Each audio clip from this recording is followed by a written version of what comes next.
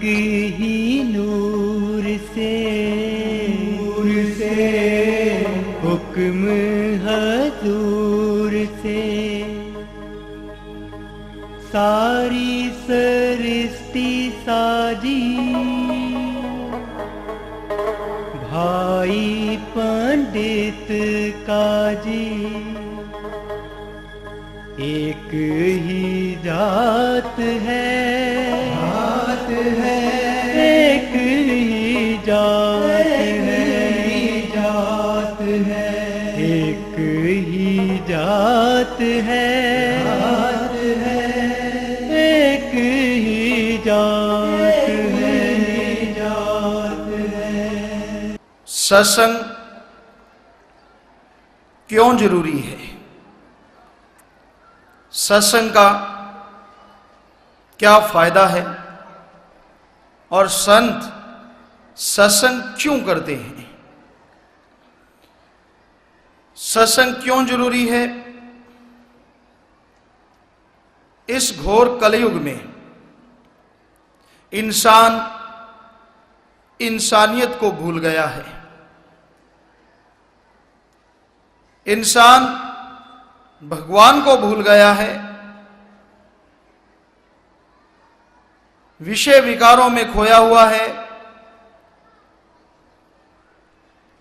बुरे कर्म करता है। निजी स्वार्थ में अंधा हो गया है। ऐसा होने से इंसानियत खत्म हो गई और राक्षसीपन, शैतानियत दिन ब दिन बढ़ती जा रही है,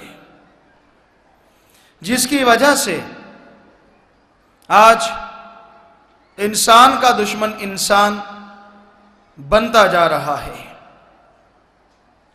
जरा सी बात के लिए, जरा सी कहा सुनी हो गई, आपस में विचार नहीं मिले तो एक दूसरे को खत्म करने तक पहुंच जाते हैं। चंद रुपए नजर आ गए, वो रुपए चाहे 5-10 रुपए हों, पर किसी ने ये कह दिया कि इनके पास लाखों हैं तो झट से गोली मार देते हैं। क्या कीमत रह गई इंसान की? 5-10 रुपए, इससे भी कम। वो इंसान जो 84 लाख शरीरों में से सर्वश्रेष्ठ शरीर है ईश्वर का बनाया हुआ, वो इंसान जो सर्वश्रेष्ठ बेशकीमती शरीर का मालिक है,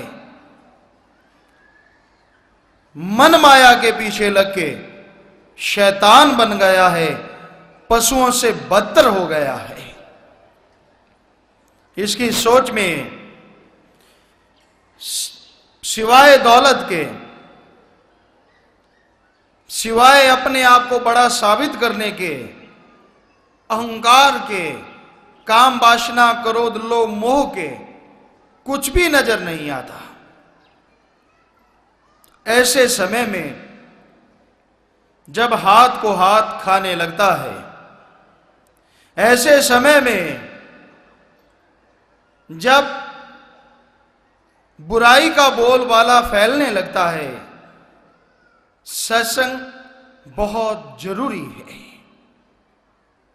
क्योंकि सत्संग में जब इंसान चल के आता है, उसे समझ आती है इंसानियत क्या है और राक्षसीपन क्या है। उसे समझ आती है मैं दुखी क्यों हूं और सुखी कैसे हो सकता हूं। इंसानियत किसे कहा जाता है? ये दुनियावी शिक्षा में नहीं पढ़ाया जाता।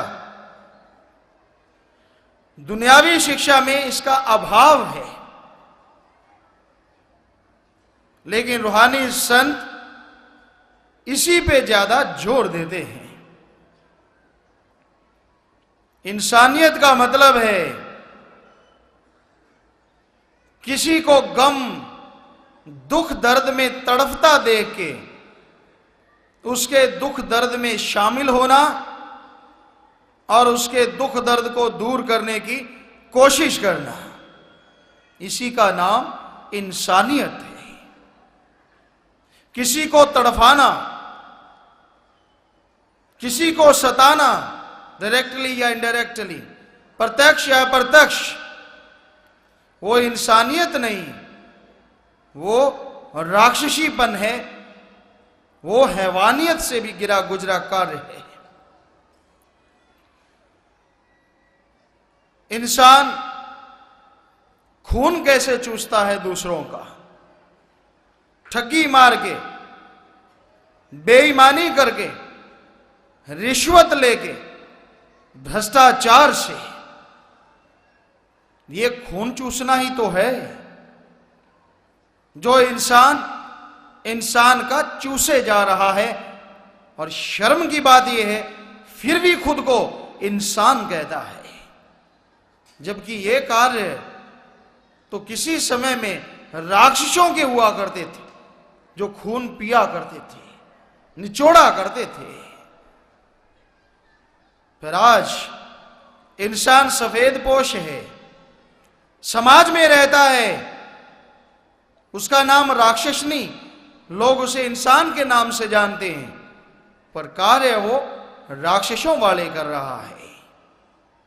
तो राक्षसी प्रवृत्ति ज्यों ज्यों बढ़ती है, लड़ाई झगड़े दंगे फसाद दिन ब दिन बढ़ते चले जाते हैं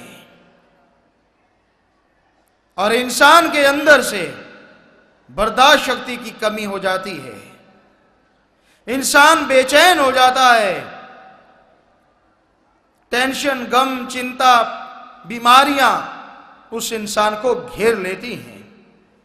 तो जब तक सत्संग में नहीं आएगा उसे अपने मिस्टेक, अपनी गलती का पता ही नहीं चलेगा, और पता नहीं चलेगा तो वो अपनी गलती दूर कैसे करेगा। और अगर वो गलतियां दूर नहीं होंगी, आत्मिक शांति, अंदर का आनंद, लज्जत, खुशियां मिलेंगी कहां से, जिसके लिए वो लाखों खर्च करने को तैयार है।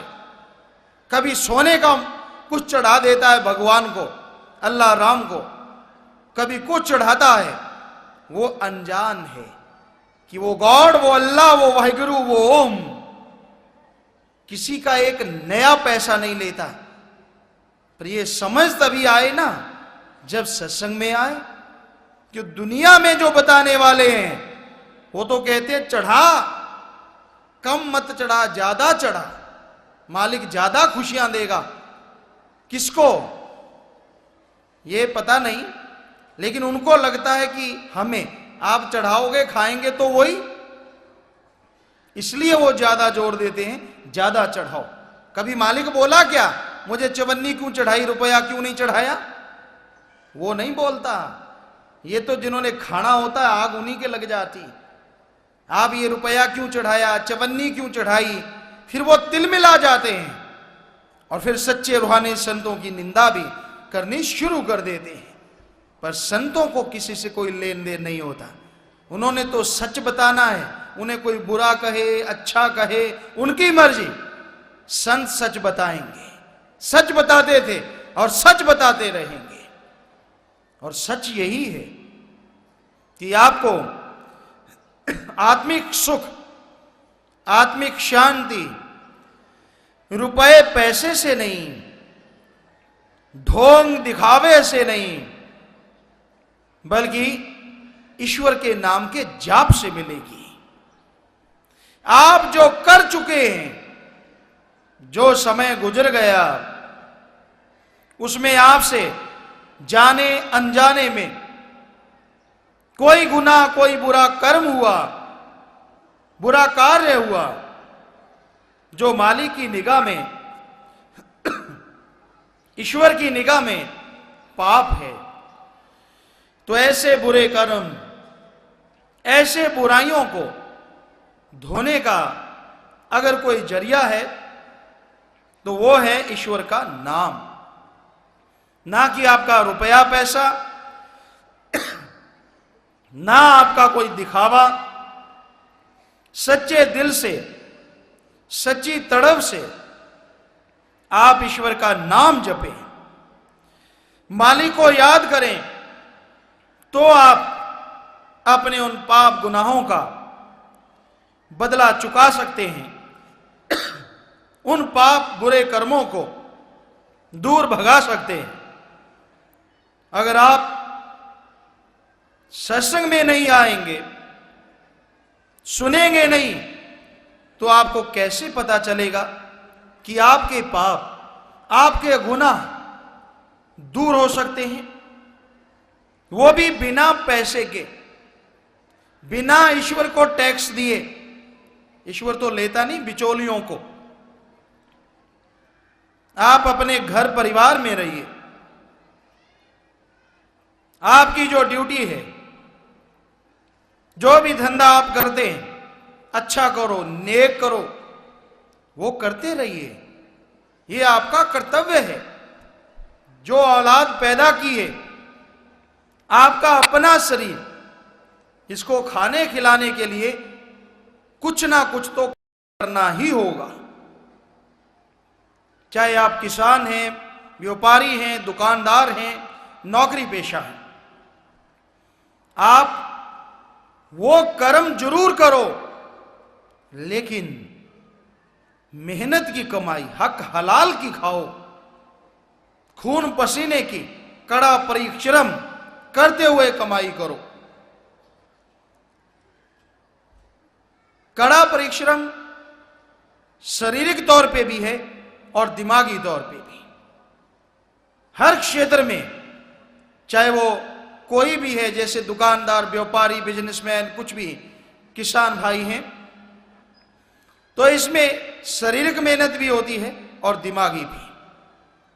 तो आप जैसे दफ्तर में जाते हैं, 8 घंटे ड्यूटी है आपकी, कम से कम 6 घंटे तो ईमानदारी से यहां से आप तनख्वाह लेते हैं, जिनकी ड्यूटी बजा रहे हैं, 6 घंटे तो दिलो जान से उनके लिए कार्य करो। लेकिन हमने देखा 6 घंटे तो दूर, घंटा 2 घंटे ड्यूटी देते हैं कई सज्जन, तो 6 घंटे गपशप मार के निकाल देते हैं। सो गए, इधर उधर की बातें सुनाई, तो हमारी निगाह में वो मेहनत की कमाई नहीं, वो भी पाप है, गुनाह है, क्योंकि आप अपने फर्ज से कन्नी कतराते हैं। तो मेहनत की करके खाओ, और उसमें आनंद ना मिले, लज्जत ना मिले, हम आपको लिख के दे सकते हैं। मेहनत की कमाई एक ऐसी कमाई है जो इंसान को संतुष्टि देती है। कोई डर नहीं होता, कोई भय नहीं होती, कोई चिंता नहीं होती। और दूसरी कमाई में चोर होता है इंसान, चोर। हर समय डर रहता है रंगे हाथ ना पकड़ ले, जो इज्जत बनी हुई है कहीं माटी में ना मिल जाए। हर समय टेंशन, हर समय परेशानी, और आखिर में कोई ना कोई बीमारी। एक तरफ जहर खाता है, औलाद को खिलाता है, और दूसरी तरफ खुद भी उसमें तड़पता रहता है। क्या फायदा हुआ उस दौलत का जिससे खुद को सुख नहीं, औलाद को सुख नहीं। ये पता तभी चलता है जब आप सत्संग में आते हैं। इसलिए सत्संग जरूरी है, क्योंकि वो सत्संग यहां रुपए का लेन देन चलता है। उनको तो जितने नोट आप चढ़ाओगे उतने ही आपकी खुशामंद करेंगे। वो ये नहीं कहेंगे कि तेरी कमाई का वे रास्ता तरीका कौन सा है। वो तो कहेंगे हमें चढ़ाता जा, किसी का गला काट, किसी को मार, तेरे पे भगवान दया करेंगे, तू बेफिक्र रह, हम जो बैठे हैं गारंटी वाले, पर हमें चढ़ाना जरूर, भूल मत जाना। ऐसा कहने वाले दुनिया में आप भी मरते हैं, और जो उनके पास जाते हैं उनको भी मरवाते हैं। तो भाई, जैसे कोई गऊ को आटे का एक पेड़ा है, निवाड़ा है, वो खिलाता है और बाद में उसका कत्ल कर दे, यही हाल वो आम रूहों का करते हैं वो उनको इज्जत का निवाड़ा दिखाते हैं, उनकी वाह वाह शाबाशी का तगमा देते हैं और रूहों का घात करते हैं, खुद भी अज्ञानी होते हैं और दूसरों को भी अज्ञानता में और अज्ञानता रूपी दलदल में धसाते चले जाते हैं। तो ऐसे लोग खुद यहां दोजक भोगते हैं और आगे भी नरक दोजक में चले जाते हैं। अंधा गुरु अंधा चेला, नरकों में धकम धकेला, वहां धक्का पड़ता है। गुरु पहले कहता मैं जाऊं, चेला कहता पहले मैं जाऊं, कहां? नरकों में। तो ऐसे लोग दुनिया में बहुत हैं। तो आम लोग, गऊ इसलिए कहा, अज्ञानी होते हैं, वो अपने दिमाग से तो काम लेते नहीं कि ये हमसे ले रहा है, हम मालिक को चढ़ा रहे हैं, आगे से मालिक दो शब्द आशीर्वाद के तो देता नहीं। कभी मालिक को उठाते हुए किसी ने देखा नहीं, तो क्या ये अंधविश्वास नहीं? आप चढ़ाए जा रहे हैं, चढ़ाए जा रहे हैं, उसने कभी उठाया ही नहीं एक नया पैसा। क्या ये मूर्खता नहीं? सोचिए, कभी दिमाग से काम ले लिया कीजिए। बिजनेस में तो बहुत लेते हैं, ठगी मारने में भी इसका इस्तेमाल काफी करते हैं। कैसी कैसी योजनाएं आपके अंदर चलती रहती हैं। ऐसे ठगी मारूं तो पता नहीं चलेगा, ऐसे बेईमानी करूं तो पता नहीं चलेगा, इतने परसेंटेज लूं तो मजा आएगा। तब तो स्कीम बहुत चलती रहती है। और जब अल्लाह राम की बात आती है, तब ये भेजा काम में क्यों नहीं लेते? कि जब वो उठाता ही नहीं, आगे से ये नहीं कहता कि बेटा तूने मुझे चढ़ाए, मेरा आशीर्वाद तेरे साथ, वो भगवान, वो अल्लाह, वो वाहिगुरु राम जब प्रकट होके ऐसा नहीं कहता, तो आप यकीन कैसे कर लेते हैं कि वो पैसा मालिक के पास जाएगा? क्या ये अजीबोगरीब बात नहीं? अजीबोगरीब है। आज आपको लग रही होगी, लेकिन पहले नहीं लगी। क्यों? पहले कोई सच बताने वाले सत्संग में आप गए ही नहीं। वो तो सत्संग की नकल होती है, वहां तो माया का बिजनेस होता है। और जो महापुरुषों के पवित्र ग्रंथों में लिखा होता है वो पढ़ के सुना दिया जाता है, प्रैक्टिकली उनके पास कुछ भी नहीं होता। जबकि सत्संग वो होती है जिसमें संत फकीर जो सुनाते हैं, पहले वो अनुभव करते हैं, उसका नाम सत्संग होता है।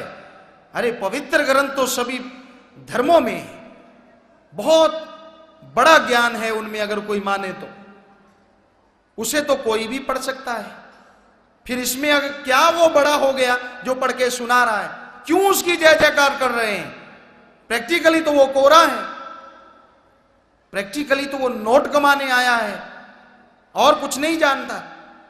लोहा गर्म करना जानता है कि किस तरह से इंसान को भावुक किया जाए, किस तरह से इंसान की भावना को भड़काया जाए और फिर उससे रुपए नोट लिए जाएं।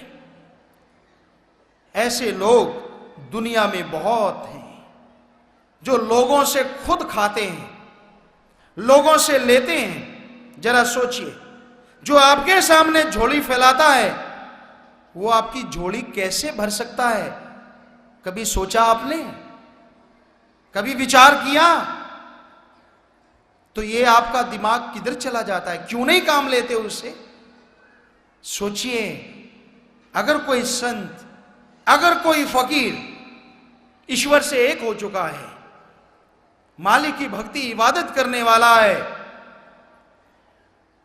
और पैसा आपसे मांगता है, जरा विचार कीजिए, क्या उसका भगवान अल्लाह, राम, वाहिगुरु, गॉड, खुदा, रब, जो सारी खलकत, सारी सृष्टि को बनाने वाला है, अपने उस भक्त को 2 समय का खाना नहीं दे सकता? वो सब कुछ दे सकता है, लेकिन जो लोगों से मांगते हैं वो उसके भगत होते ही नहीं। वो दिखावा करते हैं, ढोंग करते हैं, पाखंड करते हैं और लोगों को लूटते रहते हैं। और जब तक सत्संग में इंसान आता नहीं, उसकी दिमाग में, उसके विचारों में परिवर्तन आ ही नहीं सकता। कई लोग लकीर के फकीर होते हैं, उन्होंने इतना उनको पटाया कह लीजिए या मक्खनबाजी की होती है, बटरिंग की होती है कि वो हिल नहीं पाते। हमारा तो वही है, हमारा तो सब कुछ वही है। अरे अंधो, आंखें खोलो, कान ईश्वर ने सुनने के लिए दिए, बंद करने के लिए नहीं। बड़े बड़े पाखंड रचे जाते हैं। कोई कहता है आप ज्यादा टेम्परेचर में, गर्मी में बैठो, आग में बैठो, चारों तरफ आग जला देते हैं, बीच में बैठ जाते हैं, लोगों के लिए अचंभा होता है, वाह कितना बड़ा भगत है। नहीं, हमारी निगाह में तो इसके बिल्कुल उल्टे, बुरा मत मानिए, कितना बड़ा दिखावा करने वाला नाटककार है। अरे आग हमारा शरीर सह सकता है, इसमें इतनी पावर शक्ति है कि अगर इसको जैसा बनाना चाहो, माइनस कितनी डिग्री में ये चला जा सकता है, जिंदा रह सकता है, और बहुत ज्यादा टेम्परेचर में भी। आग दूर रखो, यहां आप सह सकते हैं, और जाना आधा आधा इंच नजदीक करते जाओ, कोई भी आम शरीर आग झेलने के काबिल एक ना एक दिन जरूर बन जाएगा। तो इसमें कौन सी बड़ा तीर मार लिया। कोई कहता है सिर में पानी डालो तो मालिक मिल जाएगा, तो मेंढक मछलियां तो भगवान के पास गई नहीं, वो तो हमेशा पानी में रहती। कई कहते खड़े रहो, बैठना ही नहीं, खड़े रहने से भगवान मिलेगा। कई पशु ऐसे होते हैं जो ज्यादातर खड़े ही रहते हैं, बैठते कभी कभार है, वो तो मालिक के पास गए नहीं। कई नगन घूमते हैं, हमने देखा अपनी आंखों, और लोगों को लगता है ये है बड़े भगत। क्यों? क्योंकि ये प्रकृति की तरह रह रहे हैं। तो वो नाखून क्यों काटते हैं, खाते क्यों हैं, मुंह क्यों हिलाते हैं। अगर नगर रहने से मालिक मिलता, सारे पशु, सारे पेड़ पौधे, इंसान को छोड़ के सारे ही भगवान के पास होते।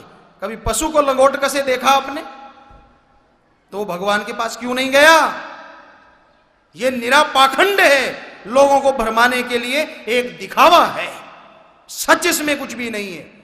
जब हमें अकल है, हमें तमीज आ चुकी है, तो हम क्यों ना उस अकल का इस्तेमाल अपने आप को छुपाने या जिसमें समाज का भला है उसको ढांपने में क्यों ना इस्तेमाल किया जाए। क्या बुराई है इसमें?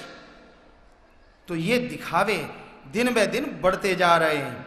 कोई ना कोई मुर्गा तो उनका फंस ही जाता है, और उसे फिर अच्छी तरह से मूंढते हैं, ऐसा मूंढते हैं कि वो हिल ना पाए।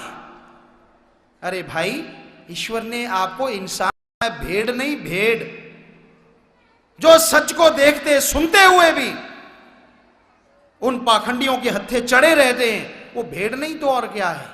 भेड़ एक कुएं में गिर जाती है, 5-7 तो उसके पीछे जरूर गिर जाती, उनको लगता लहलहाता हुआ घास होगा। ये तो भेड़ चाल होती है। इंसान को तो ईश्वर ने दिमाग दिया है, अरे कभी तो इस्तेमाल कर लिया करो। तो सच्चाई जानने के लिए सत्संग जरूरी है, और इसीलिए संत सत्संग लगाते हैं। उनका मकसद लोगों को इकट्ठा करके नोट लेना नहीं होता, लोगों को इकट्ठा करके वोट लेना नहीं होता, लोगों को इकट्ठा करके अपना धर्म बढ़ाना नहीं होता। संतों का मकसद, उद्देश्य, एम, लक्ष्य एक ही होता है, हर किसी को सच की जानकारी दी जाए और सच से जोड़ा जाए। उनका निजी स्वार्थ कुछ भी नहीं होता।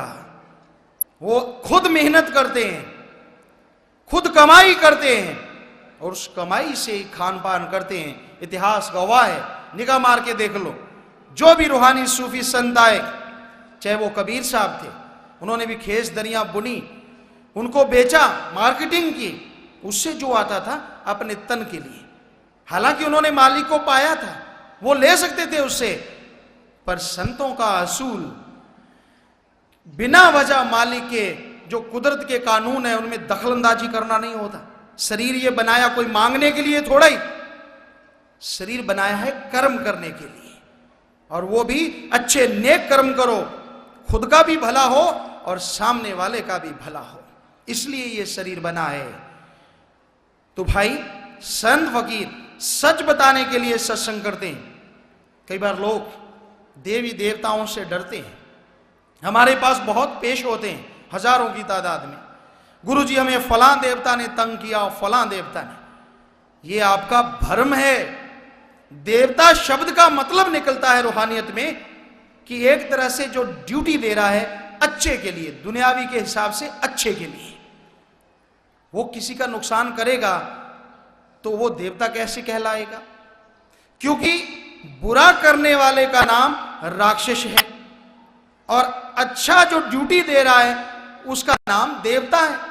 और अगर देवता ही किसी की भैंस कटड़े को मार देता है, कई कहते हैं हमारी भैंस को मार दिया, कटड़े को मार दिया, तो वो देवता थोड़ी रह गया, वो तो राक्षस हो गया। क्या सच नहीं? तो यकीन मानो, आप देवताओं की पूजा अर्चना करो ना करो, उन्होंने अपनी ड्यूटी जो है मालिक की तरफ से लगी हुई वो देनी ही देनी है। उनके कायदे कानून है, उनसे वो बाहर नहीं आ सकते। अरे जितना समय आप देवी देवता में लगाते हैं उतना समय अगर सुप्रीम पावर ओम हरि अल्लाह गॉड खुदा रब वाहिगुरु की याद में लगाएं तो हम आपको लिख के देते हैं ऐसी आत्मिक शांति मिलेगी, उसके दर्श दीदार के काबिल बन जाओगे कि आप समय को याद करके रोओगे कि बाकी का समय हमने बर्बाद क्यों किया। पर इसकी समझ आती है सत्संग में आने से। बिना सत्संग के समझ नहीं आती, बिना सत्संग सुने के कोई बात क्लियर स्पष्ट नहीं होती। तो इसलिए संत सत्संग लगाते हैं। और यहां देवी देव का सवाल है, आपको संतों की बात ही सुना देते हैं। इस देही को सिमरे देव, सो देही भज हर की से, भजो गोविंद भूल मत जाहो, मानस जन्म का यही लाहो। इस देही को सिमरे दे। अरे मानस के शरीर को, इंसान के शरीर के लिए सुमरन देवी देवता करते हैं कि हमें कब ये शरीर मिले और कब हम प्रभु की प्राप्ति कर लें। इस देही को सिमरे दे, सो देही भज हर की से। वो सुमरन करते शरीर मिले, आपको तो मिल चुका, फिर उस हरि की सेवा, दीन दुखियों का फायदा करना, खलकत की सेवा में अपने हाथों से लगना क्यों नहीं करते? भजो गोविंद भूल मत जाहो। सेवा अपने आप नहीं हो पाती, मन इजाजत ही नहीं देता, कभी शरीर थकावट मानता है, कभी कुछ कभी कुछ। भजो गोविंद, उस ओम हरि अल्लाह गॉड खुदा रब, उसकी भक्ति करो। भजो गोविंद भूल मत जाहो, भूलना नहीं, मानस जन्म का यही लाहो।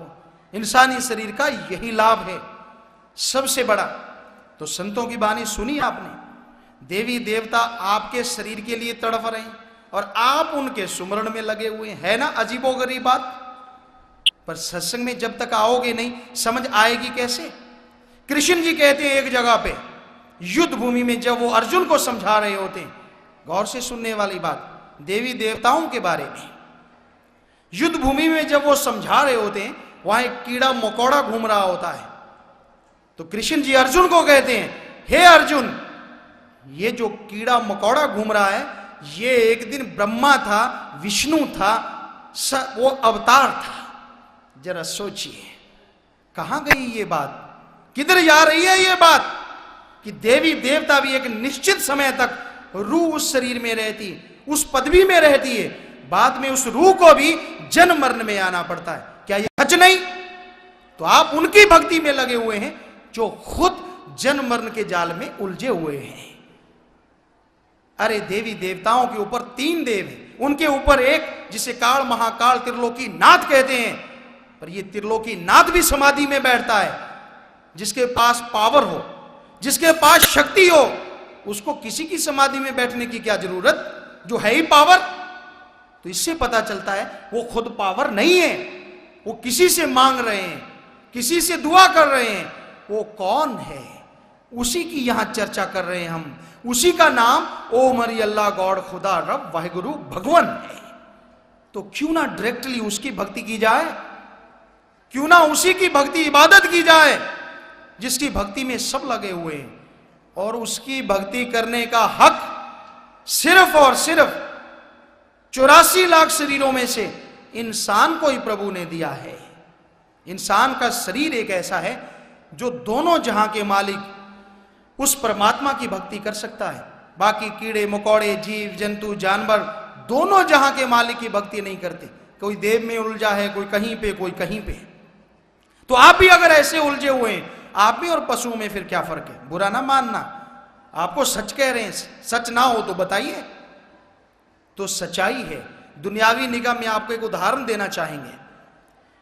आपका काम है कोई, और आपकी पहुंच, आपका यार दोस्त, या यूं कह लेते हैं आपका पिता जो है वो राष्ट्रपति है, प्रधानमंत्री है, लेकिन आप काम करवा रहे हैं छोटे ऑफिसर से, उसकी मिन्नत निकाल रहे हैं। वो कहता भाई मैं तो खुश हूं, बड़े वाले से मिल लो, फिर आप उसकी मिन्नत निकालते हैं। फिर वो कहता मैं तो खुश हूं, यूं करते करते सैकड़ों हैं, पता नहीं कितने हैं, करोड़ों हैं, कब आप वहां पहुंचोगे?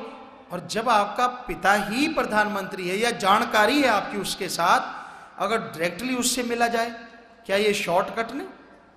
और सारे पानी भरेंगे कि भाई ये तो उसका बेटा है या उसका जानकार है, जरूरत नहीं पड़ेगी फाइल पे वजन रखने की, फाइल अपने आप उड़ के चली जाएगी। समझदार को इशारा काफी है, दुनिया में ये चलता है। तो उसी तरह से ईश्वर ने शरीर आपको बनाया, आप एक ही परम पिता की औलाद हैं, जिसे ओम हरि अल्लाह गॉड खुदा रब वाहिगुरु कहा जाता है। बजाय आप डायरेक्टली उससे कनेक्शन जोड़ने के, बीच वालों के आगे हाथ फैलाते फिर रहे हैं। पहले तो आपको शर्म आनी चाहिए कि मालिक ने आपको इतना बड़ा ओहदा दिया, अपना रूप कहा। यह रूहानियत में लिखा है। ईश्वर ने, अल्लाह ने जब इंसान का बुत बनाया, शरीर बनाया, सब देव फरिश्तों को कहा सजदा करो, नमस्कार करो। अभी उसमें जान नहीं थी।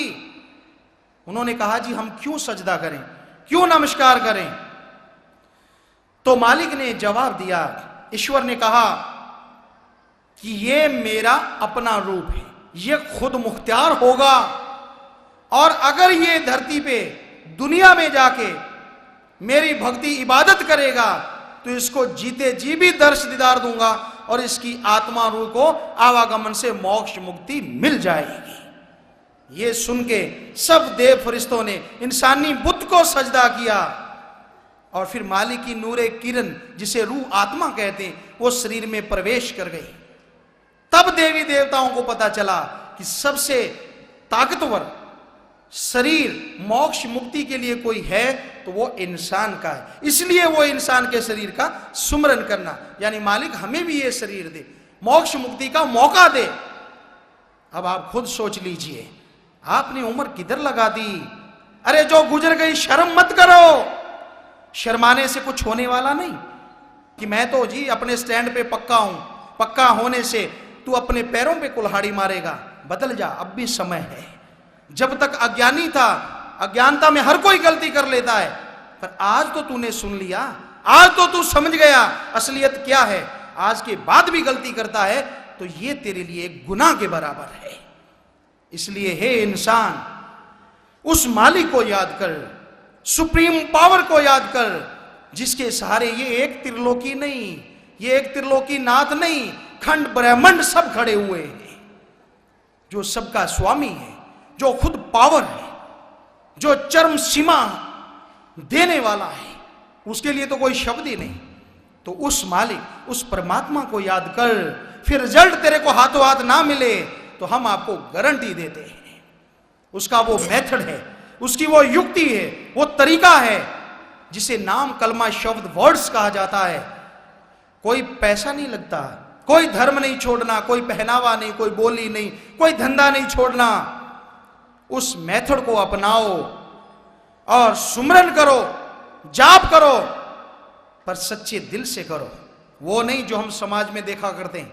हम हर धर्म को मानते हैं, दिखावा नहीं करते। हम गए धर्मों में, कोई मालिक को झुक झुक के खुश करना चाह रहा है, सजदा करता है, कभी कुछ करता है, कभी कुछ देता है। कोई नोट चढ़ाता है, कोई मालपुए खीर हलवा चढ़ाता है, कोई टल्ली बजाता है फटाफट, यूं लगता है जैसे भगवान जी टल्ली में बसे बैठे हों। अरे टल्लियां तो फिर ऑटोमेटिक ही बज सकती हैं, आजकल कंप्यूटर युग है, स्विच ऑन करो घंटी बजती रहेगी। इसका मतलब भगवान जी तो वो जो कंप्यूटर से घंटी बज रही उसके पास जाएगा, क्योंकि हाथ से तो आप घंटा बजा लेंगे, वो तो 24 घंटे बजा सकता है। तो फिर तो भगवान जी कंप्यूटर में बैठ जाएंगे, आप तो देखते ही रह गए। तो ये बाहर वाली घंटी छोड़ दो, माला घुमानी जो लोगों को दिखाना वो छोड़ दीजिए। कई सोचते नहीं, सुनिए, माला तो कर में फिरे, जीबा फिरे मुखमाए, अरे मनवा तो दे दिस फिरे, यो तो सुमरन ना है। माला के मणके होते हैं, वो हाथ में घूमते हैं। आपको बता दें, हिंदी में माला कहते हैं, पंजाबी में इसे एक सिमरनी कहते हैं, मुसलमान फकीर इसे तस्बीह कहते हैं, और इसे घुमाते हैं हाथ से यूं। जीबा, मालिक का नाम ले रहे हैं, राम राम राम, लेकिन अंदर क्या मीटिंग चल रही है? मुझे वो मिल जाए, मुझे ये मिल जाए, मनवा तो दे दिस फिरे, कभी किधर कभी किधर। तो ये भक्ति भगवान की चल रही है या कारोबार की? क्योंकि संतों ने कहा है भक्ति वो है जो सच्ची तड़फ लगन से की जाए, सच्ची तड़फ चिंतन से। चिंता तो आपको कारोबार की लगी हुई है, हाँ, ये एक खिलौना समझ के घुमाए जा रहे हैं, राम राम किए जा रहे हैं, पर अंदर वाली भक्ति सही होती है। कर का मन का डार दे, मन का मन का फेर। अरे जितना समय ये घुमाने में लगाता है ना, अपने अंदर की बुराइयां छोड़ दे, अपने अंदर के ऐब छोड़ दे, तो मालिक तेरे से दूर नहीं, वो तो बिल्कुल तेरे अंदर है, सबसे नजदीक है तेरी आंखों के, वहां तक जाने का रास्ता। तो भाई ये सच्चाई सत्संग के बिना कैसे सुनने को मिलेगी? और आपको ये भी बता दें, सच जो होता है ना वो कड़वा बहुत होता है, कई तिल मिला जाते हैं, इतना सच नहीं। वो कहते हैं गुरुजी गलत कहते हैं, उनको यूं लगता है, पर होता सच है, गलत नहीं होता, पर सच कड़वा बहुत होता है।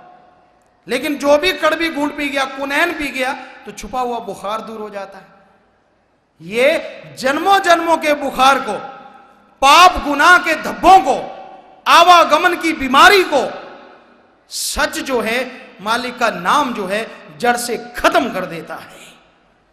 तो इसलिए संत सत्संग लगाते हैं, इसलिए लोगों को इकट्ठा करते हैं, और कोई वो तमाशा नहीं दिखाते कि मैं यूं हाथ करूं तो ये अंगूठी निकल आएगी, राख निकल आएगी, चावल निकल आएंगे। ये जादूगरों का काम है, संतों का काम नहीं।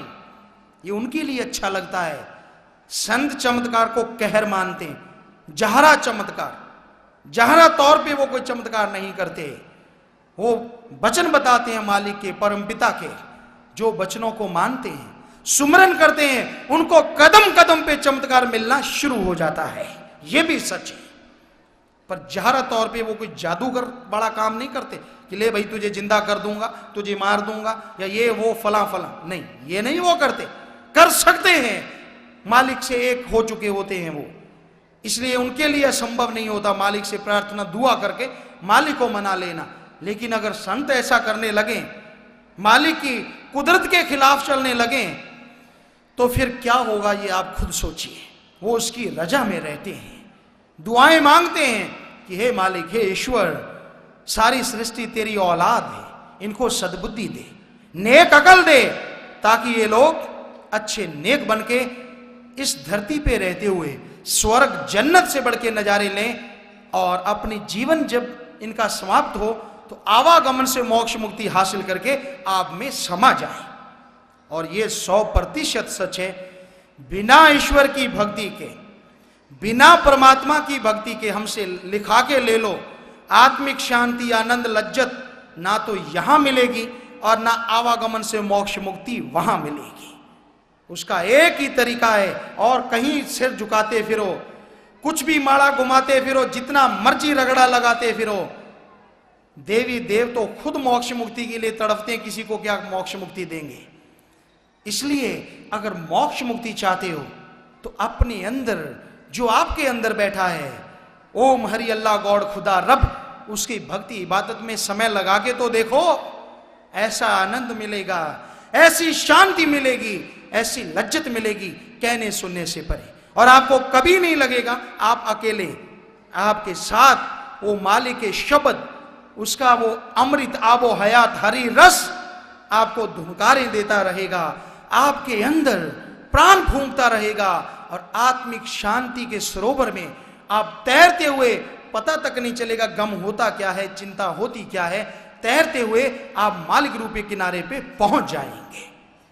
तो भाई सच बताना हमारा फर्ज है, हमारा कर्तव्य है, मानना ना मानना वो आपकी इच्छा है।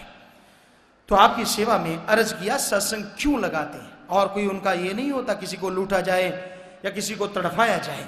संत कर्म करके खाते हैं, ये भी सच है। यहाँ सच्चा सौदा में बेपरवाह मस्ताना जी के समय से यहाँ कर्म करके खाया जाता है। जैसे अपने खुद हैं, साधु तो करेंगे ही करेंगे, जब भी समय मिलता है फावड़ा चलाते हैं, ट्रैक्टर चलाते हैं, हर कार्य कर सकते हैं हम जो दुनियावी इंसान अच्छा करता है मेहनत का, और वो करते हैं, कोई जी नहीं चुराते। जब भी समय मिलता है जरूर टाइम लगाते हैं, और जितने की जरूरत होती है खाने की साल में उससे कई गुना ज्यादा करते हैं, फिर खाते हैं। तो भाई संतों का काम ही ये हुआ। चाहे पीछे इतिहास में निगाह मार लो, या जो भी कार्य करते हैं उनमें राय देते हैं, ऐसे फसल लो वैसे फसल लो, क्योंकि ये भी हमारा एक फर्ज बन जाता है।